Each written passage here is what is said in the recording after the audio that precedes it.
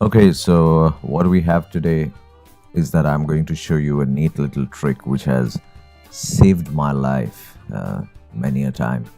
And this is to do with photography.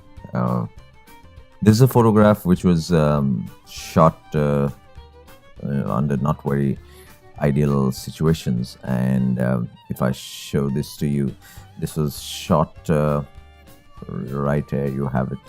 It's 1855 lens, 3.556, which is the kit lens, which and this was a very old lens, so it's not really sharp.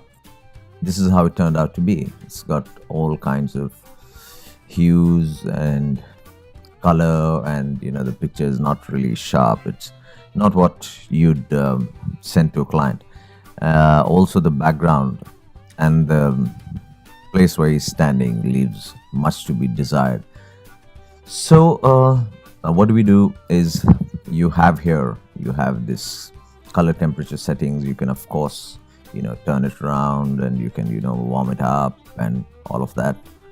But what I prefer to do, especially if there is a white or a black uh, object in the frame, I just click on this dropper here, and I click on the white object, which is this curtain, and whoops, it goes and it's color corrected now.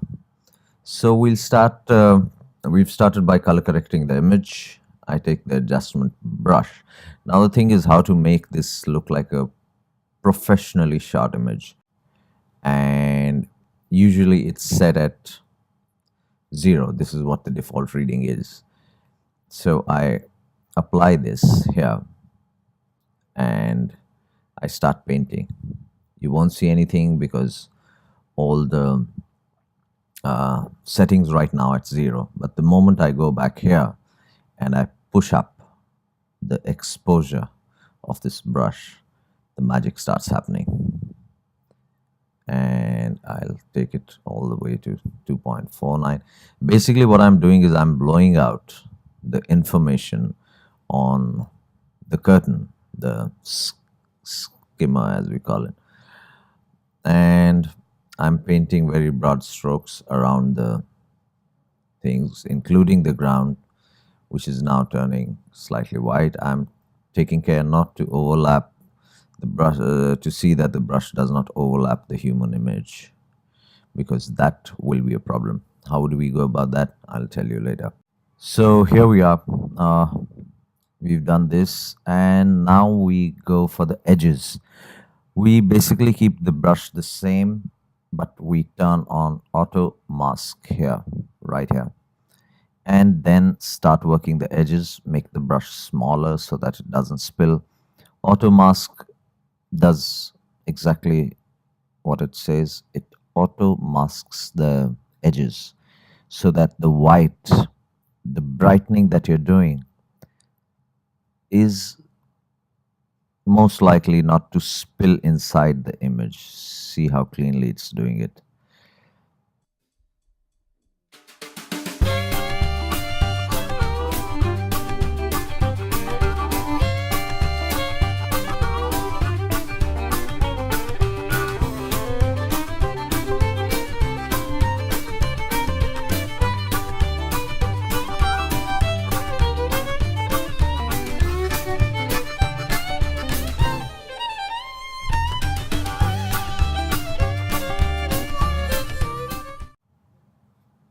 See how neatly it's done this part right here.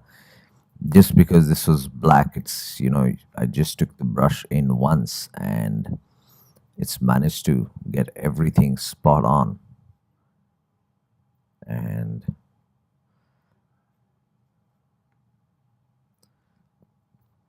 I'll zoom in a bit here to get the inside of the hand. You can see a lot of spots there, but yeah, largely they can go.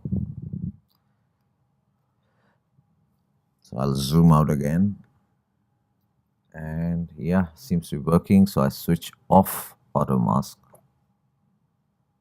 and I just get the remaining portions to blend in nicely with what you've done.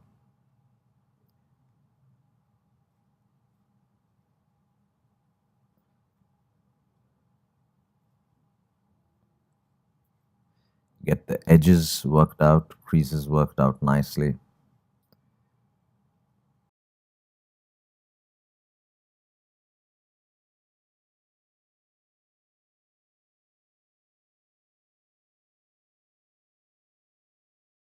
So this is largely done, but we saw that there were some bits of the brush that spilt over to the hair and to the jeans here. So what we're going to do is we're going to erase it and use the same technique, keep auto mask on and erase it.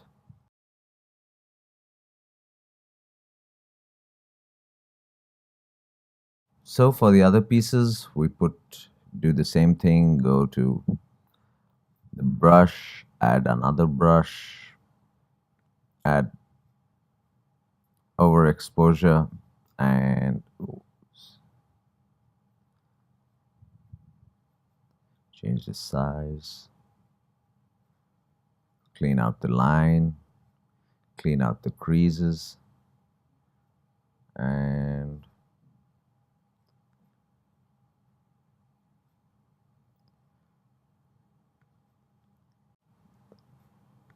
yeah, we're all set. So this is the image. Now let's make it a bit crisp. So what I'm going to do is I'm going to make it even more, expose it by half a stop more right here so that the skin tones and everything is nice and bright. And that's the way I prefer it. And put in some more contrast to make the image more punchy. Deepen the blacks a bit. Use the clarity a little bit. Use the vibrance a little bit. Use saturation very little. And finally, we go to the sharpening tool and we set the sharpening to about, that looks good. This is way too much. 50 is good. And there we have it, the final image ready to be sent to the client. And just for comparison, here is the original and here is the worked upon image.